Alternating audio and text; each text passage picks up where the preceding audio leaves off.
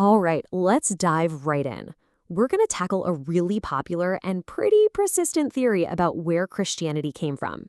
Think of this as a historical deep dive to uncover what the evidence actually says. So here's the big question, the one you've probably heard online or in documentaries. Was early Christianity just a copy and paste job from ancient mystery cults? It's a claim that's been around for a while, and when you first hear it, it sounds plausible. And you can totally see why this theory is so compelling. I mean, look at this list. You've got ritual washings, you've got sacred meals, initiation ceremonies, talk about savior gods, themes of death and rebirth. These things seem to pop up all over the ancient world. It looks like an open and shut case, right? And there's always a but in history, isn't there?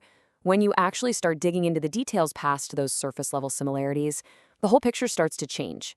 The parallels begin to crumble, and a much more complex and, frankly, more interesting story comes into view. Okay, let's start with the first huge difference, the basic social structure of these groups. This is all about how they were actually organized and how they function day to day. It's like looking at their social DNA. So this slide really breaks it down. The mystery cults, they were essentially private clubs. You could join one, get initiated, but you were still your own person, doing your own thing. There wasn't this big overarching authority. Early Christianity, though, was building something totally different, an ecclesia. This was a self-sufficient, all-in kind of community, an alternative society with its own economy and a super strong group identity. It wasn't just a club, it was a whole new way of life. And don't just take my word for it. Scholars of the period are really clear on this. The very idea of the church, the ecclesia, it has no parallel in the pagan world. The word itself and the entire concept behind it comes straight from the Septuagint, which is the Greek translation of the Hebrew Bible. So its organizational blueprint is Jewish, not pagan. Now for our second key distinction. This isn't just about how they organized, but why. What was the actual glue that held these groups together? Sometimes the biggest clues are hidden in the language. Christians had what they called a symbolon. This was a creed, a very specific list of beliefs you had to learn, you had to confess, and you had to hold as true. The mystery cults, on the other hand, had symbola. These were more like ritual tokens, almost like secret handshakes or passwords that proved you'd gone through the experience. One is all about what you believe, the other is about proving you were there. So here's the bottom line on this point. For Christianity, the absolute center of gravity was belief. You were all united by a shared confession of faith.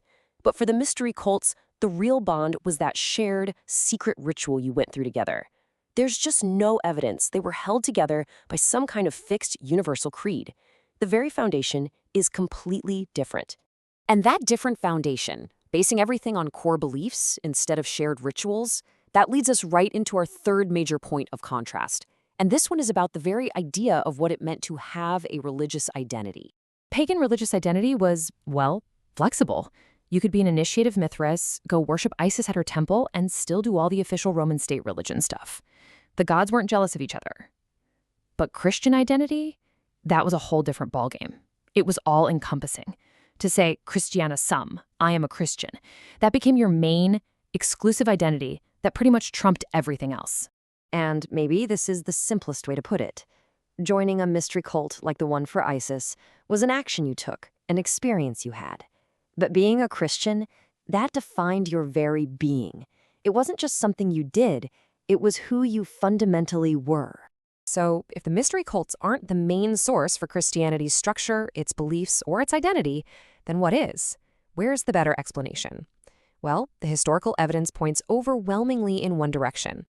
The real origins, the true bedrock of early Christianity, are found squarely in Second Temple Judaism. We're talking about the period of Jewish history from when the Second Temple was built in Jerusalem up until the Romans destroyed it. The ideas of a Messiah, the belief in resurrection, the language of covenant and kingdom, all of this stuff provides a much tighter, much more direct explanation than any theory about borrowing from paganism. Now look, this doesn't mean there were zero parallels. Of course not. The ancient world was a messy, interconnected place. People used a shared cultural toolkit of symbols and language. But the key point, the main takeaway, is that the core architecture of Christianity, its theology, its community, its identity, is built firmly on a Jewish foundation, not a pagan one. And this conclusion isn't just a wild guess. It's based on the really careful, detailed work of historians like Hans Joseph Klauck. In his work, he argues that when you really understand the historical and religious context of the time, these distinctions become incredibly clear. So we'll end with this question for you to think about. Getting the history right isn't just some boring academic exercise. It forces us to see a movement for what it actually was, not what we might imagine it to be. So how does knowing where something truly comes from, how does that change the way we see it and its legacy in our world today?